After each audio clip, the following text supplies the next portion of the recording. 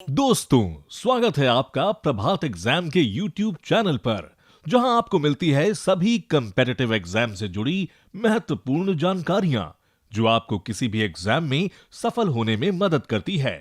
अगर आप हमारे YouTube चैनल पर पहली बार आए हैं, तो हमें लाइक और सब्सक्राइब जरूर कर लें और हमारे लेटेस्ट वीडियोस सबसे पहले आप तक पहुंचे, इसके लिए बेल आइकन को प्रेस करना ना भूलें। संघ लोक सेवा आयोग हर अभ्यर्थी को अपनी पसंद की भाषा में सिविल सेवा परीक्षा देने की अनुमति देता है, लेकिन हैरानी की बात यह है कि अधिकांश स्टूडेंट्स इंग्लिश में ही ये परीक्षा देना पसंद करते हैं। इसके बाद हिंदी भाषी स्टूडेंट्स का नंबर आता है। अन्य भारतीय भाषाएं तो काफी पीछे हैं, लेकिन क्या आपने कभी ये सोचा है कि ऐसा क्यों है?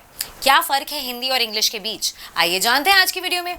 नमस्कार, स्वागत है आपका प्रभात एग्जाम के YouTube चैनल पर। एक ऐसा प्लेटफॉर्म है जहां आपको मिलती हैं सभी कॉम्पिटिटिव एग्जाम से जुड़ी महत्वपूर्ण जानकारियां, जो आपके किसी भी एग्जाम में सफल होने में आपको काफी मदद कर सकती है। अगर आप हमारे YouTube चैनल पर पहली बार आए हैं तो हमें लाइक और सब्सक्राइब जरूर करें और हमारे लेटेस्ट वीडियोस और अपडेट सबसे पहले आप तक पहुंचे, उसके लिए बेल आइकन को प्रेस करना भी ना भूलें।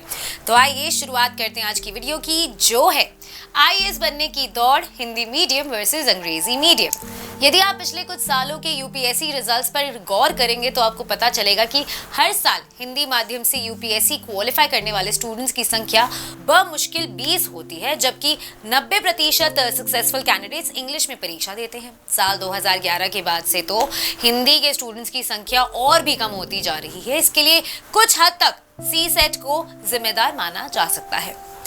कहने को तो सीसेट सिर्फ क्वालिफाइंग पेपर है, लेकिन जो स्टूडेंट्स इंग्लिश में बिल्कुल कमजोर हैं उनके लिए तो ये भी हिमालय चढ़ने के आसामान है। लेकिन सिर्फ सीसेट को ही सारा दोष देना भी ठीक नहीं होगा। वैसे तो स्टूडेंट्स अपनी सहूलियत के आधार पर इस बात का फैसला लेते हैं कि उन्हें IAS परीक्षा हिंदी में देनी चाहिए या इंग्लिश में, लेकिन वाकई में ये एक कड़वा सच है कि हिंदी की तुलना में आपको इंग्लिश मीडियम में किताबों के ज्यादा विकल्प मिलेंगे। बहुत से अनुभवी लेखकों ने भूगोल, अर्थशास्त्र, इतिहास आदि की किताबें इंग्लिश भाषा में लिखी हैं। इतना ही नहीं, आपको ऑनलाइन भी कई ऐसी इंग्लिश बुक्स मिल जाएंगी जिनके माध्यम से आप किसी भी विषय को पढ़ सकते हैं। यानी कि इंग्लिश से पढ़ने के लिए ऑनलाइन भी आपको ढेर सारा कंटेंट मिलेगा। बात करें करंट अफेयर्स की, तो बहुत से अखबार जैसे Hindustan times, times of India, the Hindu आदि भी इंग्लिश मीडियम वाले स्टूडेंट्स के लिए उपलब्ध है। इसके अलावा आपको हिंदी में पढ़ने के लिए ऑनलाइन बहुत ही कम कंटेंट मिलेगा। ये भी सच है कि हिंदी मीडियम के छात्रों के लिए उत्कृष्ट किताबों की लिस्ट भी बहुत छोटी होती है, लेकिन इसका ये मतलब नहीं है कि हिंदी विषय में पढ़ाई करने के लिए अच्छी किताबें उपलब्ध ही नहीं है। ऐसी कई किताबें हैं जिनसे हिंदी मीडियम वाले स्टूडेंट्स तैयारी कर सकते हैं। इसके अलावा क्षेत्रीय भाषी लोगों की और भी दिक्कतें हैं। सबसे बड़ी दिक्कत है परीक्षा का प्रश्न पत्र इंग्लिश में ही तैयार किया जाता है। इसके बाद संबंधित भाषा में उसका अनुवाद किया जाता है। कई बार अंग्रेजी से हिंदी में किए गए खराब अनुवाद की वजह से परीक्षार्थियों को पेपर समझ में ही नहीं आता। इसे लेकर यूपीएससी ने 2014 में प्रोफेसर पुरुषोत्तम अग्रवाल की अध्यक्षता में एक कमेटी भी बनाई थी।